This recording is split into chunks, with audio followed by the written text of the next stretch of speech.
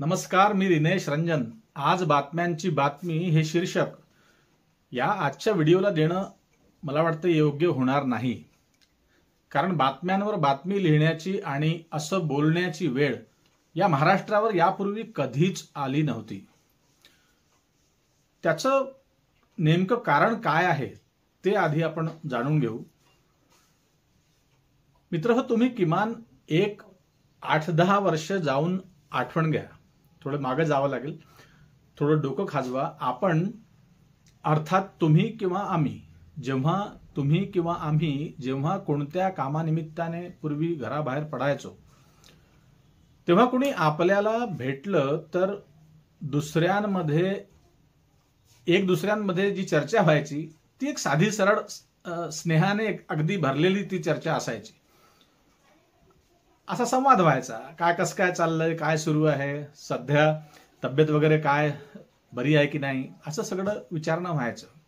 काय म्हणते तुमची नोकरी, किंवा कसा काय सुरू आहे तुमचा व्यवसाय धंदा वगैरे वगैरे वगैरे, अशी चर्चा साधारण व्हायची. परंतु तेव्हा पुढचा माणूस देखील सेम हेच असंच समांतर बोलायचा. आपण जसं विचारायचो तसंच त्याचं उत्तर पुढून समोरून यायचं. मग तो मित्र असो, नातेवाईक असो, वा सहज भेटणारा एखादा तिराहित माणूस असो. आता हल्ली अलीकडे गेल्या 8-10 वर्षात बरं का, या सर्व चर्चा किंवा असे संवाद अगदी बंद पडले आहेत. हे तुमच्याही लक्षात येत असेल. आपण थोडी आठवण घ्या, स्मरण करा. अलीकडे भलतंच काहीतरी सुरू असतं. रस्त्यावर कुणी जर अलीकडे भेटलं अलीकडच्या या दिवसांमध्ये, तर आपण सहज विचारतो, कसं काय चाललंय, कुठे निघालात, काय सुरू आहे सध्या. लगेच तिकडनं एकदम टेन्शनमध्ये उत्तर येते. मित्र, अतिशय तणावामध्ये लोक आजकाल तुम्हाला दिसतात. अरे काही नाही, आधार कार्ड लिंक करायचं आहे वगैरे. आधार कार्ड लिंकिंग करणे, पॅन कार्ड लिंक करणे, या डॉक्युमेंटचं काम, त्या डॉक्युमेंटचं काम, ते ऑनलाईन करायचं आहे, ते ऑफलाईन करायचं, बस याच चर्चा असतात. पण तरी देखील त्यांना काहीतरी मॅसेज येत असतात अनेक ऑफिसांमधनं, कार्यालयांमधनं. मग तसे लोक धावत असतात. कुणी भेटतात ते म्हणतात गाडीची नंबर प्लेट बदलवायची. अलीकडे तो एक नियम कायदा आला. एखादा भेटतो आणि म्हणतो बँकेत मॅनेजरनी बोलावलं आहे, शेतीचं कर्ज भरायचं आहे, सेटलमेंटसाठी निघालो, कारण नवीन कर्ज पुन्हा घ्यायचं आहे शेतीसाठी. मध्येच एखादा विद्यार्थी भेटतो, सांगतो परीक्षेची डेट बदलली. पूर्वी काही वेगळी होती, मध्यंतरी काही वेगळी डेट आली, नंतर मग आता बदलली. किंवा मी सेंटर नागपूर, वर्धा, अमरावती, अकोला काहीतरी लिहिलं होतं, पण मला सेंटर सोलापूर मिळालं. म्हणजे अर्थात माझ्या नेटिव्ह प्लेसपासून फार लांब. मग सोलापूरचं तिकीट मी काढायला निघालो. बस प्रत्येक व्यक्ती असा रस्त्याने मिळतो, तो फक्त त्याच्या डोक्यामध्ये एक टेन्शन आणि दुसरं काहीच नसतं. किंवा एखादा भेटतो, तो म्हणतो माझी 2 एकर शेती, माझं 2 एकर शेत महाराष्ट्र शासनाच्या नावानं लागलं. तेव्हापासून माझी झोपच गायब झाली. विचारपूस केली तर चुकून झालं आहे म्हणतात. तर असं मी म्हटलं केव्हा व्यवस्थित होईल, असं त्या पुढच्याने विचारलं. एखाद्या अधिकाऱ्याला किंवा पटवाऱ्याला विचारलं असेल तर त्यांनी म्हटलं त्याला की 6 महिने लागेल किंवा 1 वर्षही लागू शकतं. त्याची बिचाराची झोपच उडाली. म्हणून आता तो वकिलाकडे निघालाय असं बोलतो. किंवा एखादा कर्मचारी मिळतो, सरकारी नोकरदार, या महिन्याचा पगार अजूनपर्यंत झाला नाही राव, कदाचित लाडक्या बहिणींमुळे, त्या योजनेमुळे आमचा पगार लेट होत असावा, असा अंदाज त्यांना येतो. मित्र हो, ही खरंच गंमत नाही. असंच काहीतरी दररोज तुम्हाला ऐकायला मिळतं, जे पूर्वी अजिबात अशा पद्धतीचं ऐकायला मिळत नव्हतं. जिथे प्रेम स्नेह आहे, त्या स्नेहाच्या गप्पा गोष्टी व्हायच्या. असा सगळा हा 8-10 वर्षातला हा सावळा गोंधळ सध्या सुरू आहे आणि महाराष्ट्रात जास्त सुरू आहे.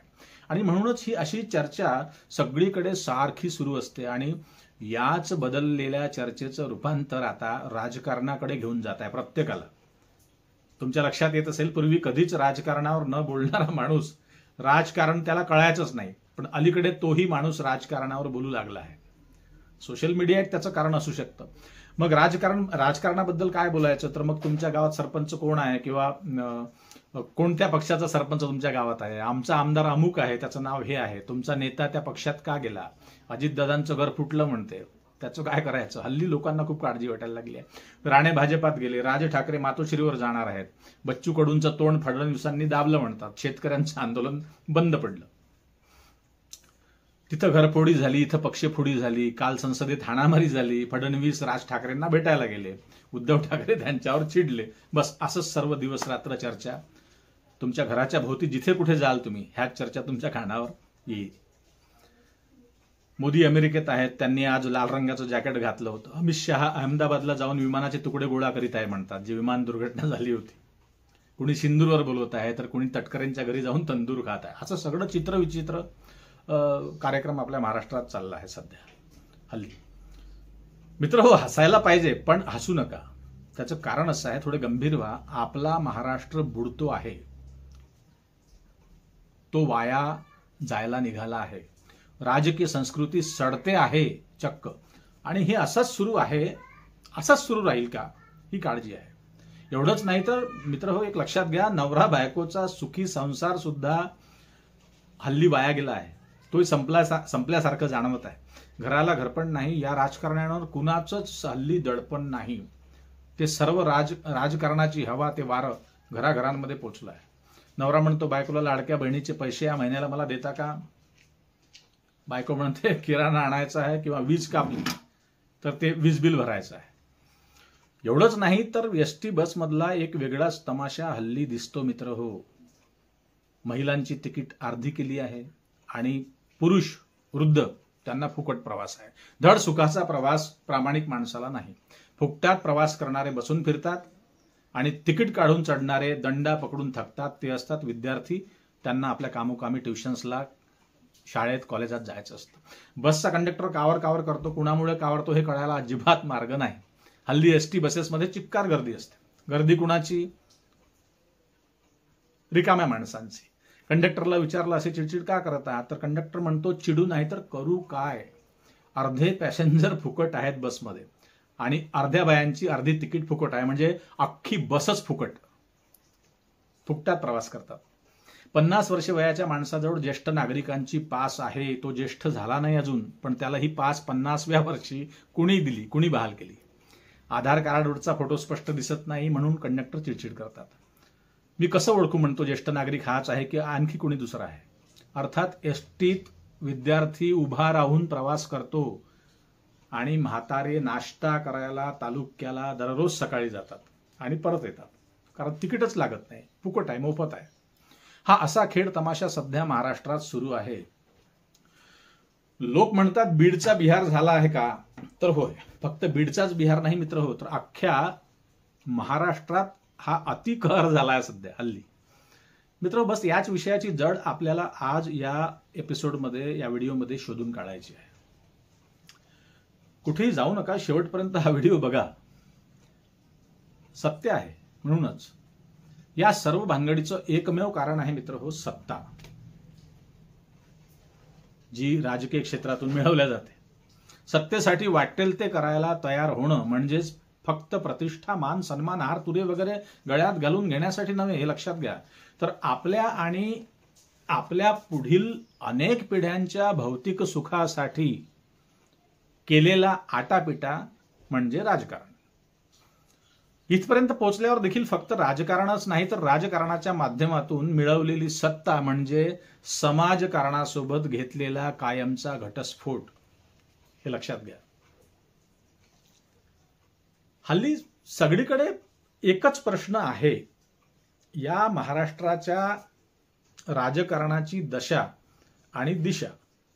ही दशा आणि दिशा फिरवणारे नेमके कोण आहेत, बदलणारे कोण आहेत?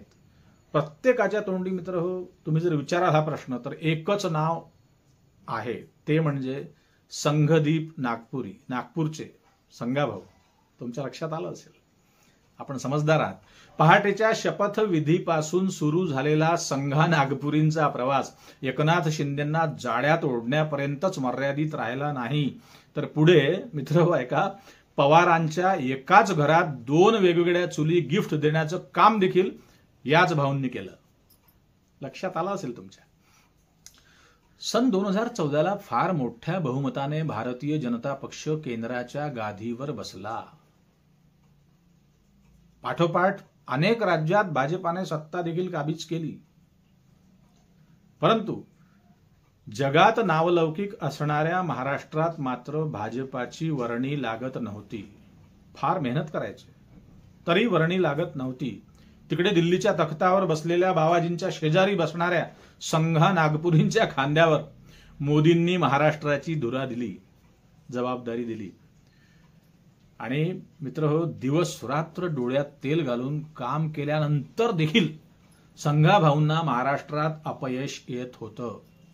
त्यांना हवी होती भाजपाची सत्ता.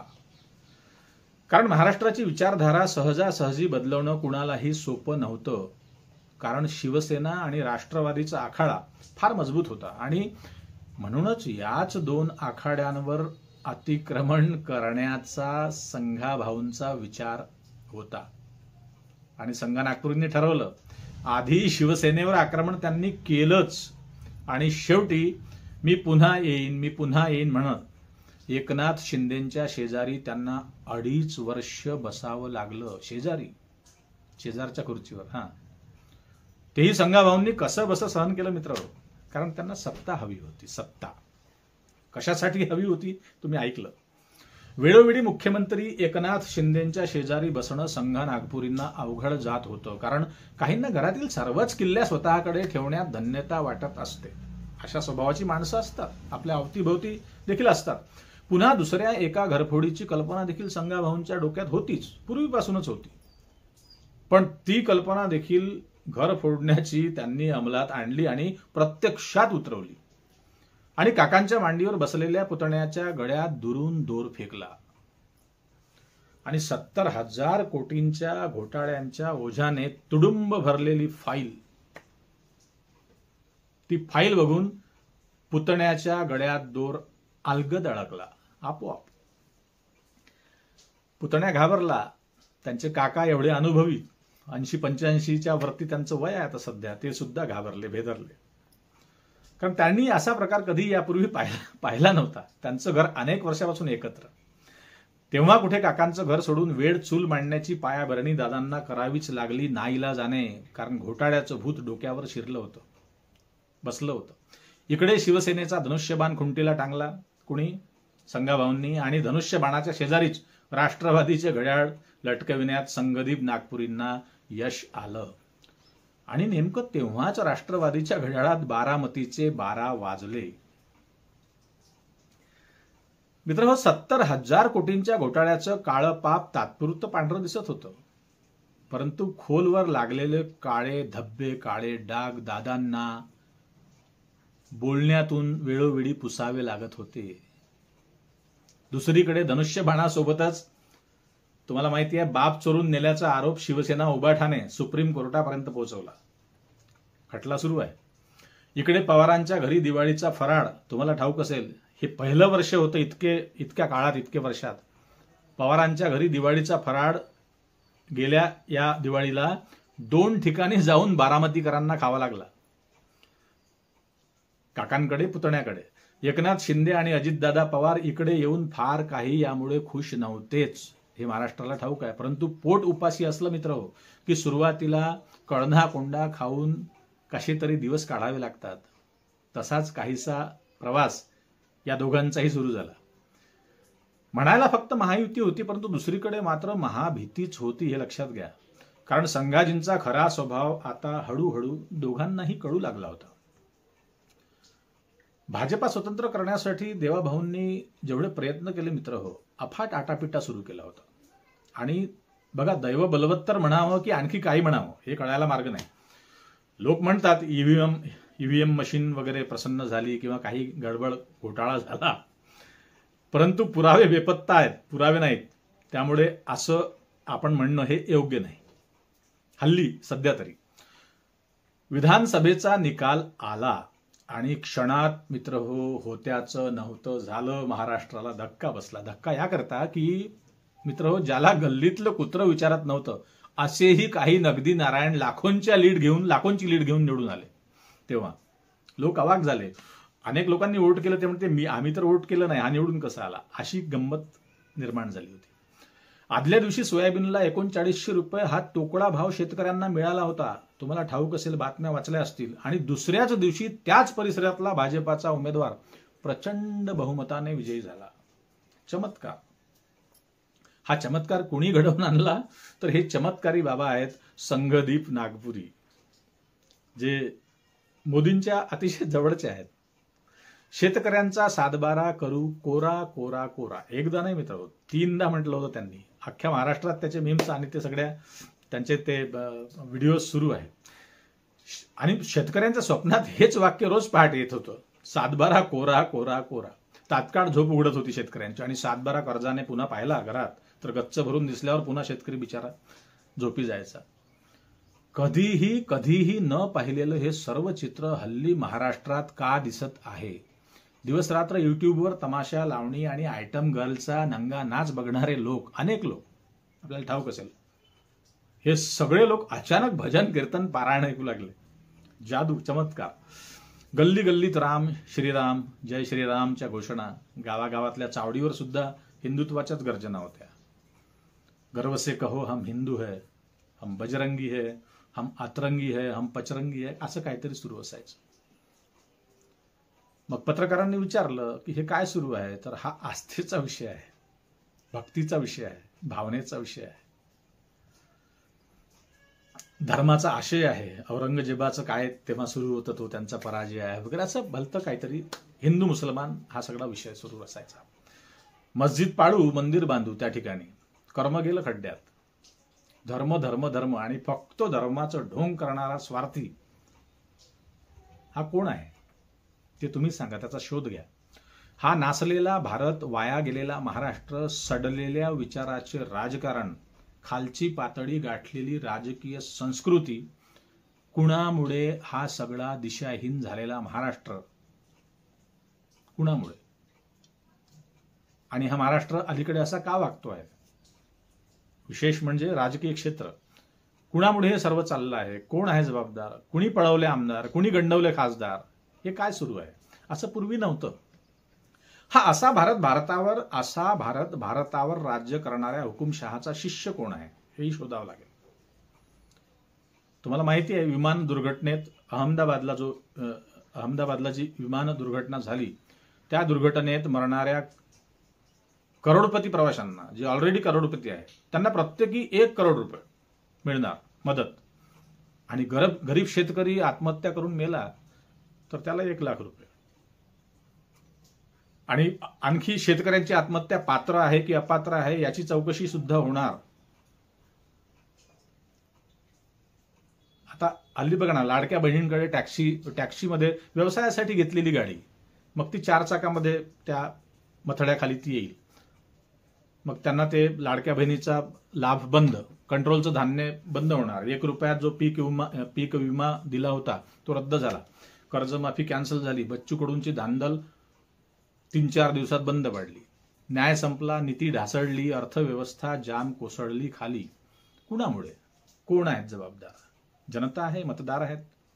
डोळे उघडा. कुठल्या पक्षाचा विरोध नाही मित्रहो, कोणत्याही पार्टीला समर्थन अजिबात नाही. आमचा ना कोणी आमदार दुश्मन आहे, ना कोणता खासदार मित्र आहे. साधं सरळ गणित आहे. सामान्य नागरिकांना न्याय पाहिजे, सुखासमाधानाचं त्यांना जीवन पाहिजे, गरिबांच्या लेकरांना शिक्षण पाहिजे आणि दुबळ्यांना आरोग्य पाहिजे. बस, माफक अपेक्षा प्रत्येकाची. हे का असं घडत नाही? जे व्हायला पाहिजे ते का होत नाही? कोण जबाबदार आहे? लक्ष ठेवा.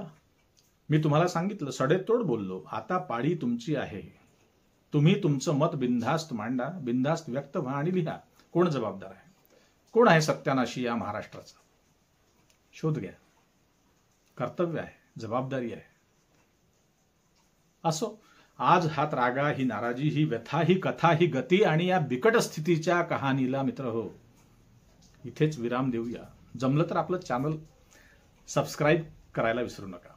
हा आवाज देखील मित्रहो सरकार बंद करू शकते. कुणाचा? आमचा. म्हणून म्हणतो मित्रहो, युट्यूबवर जोपर्यंत आहे तोपर्यंत प्रेम द्या. केव्हाही चॅनल बंद पाडू शकतात.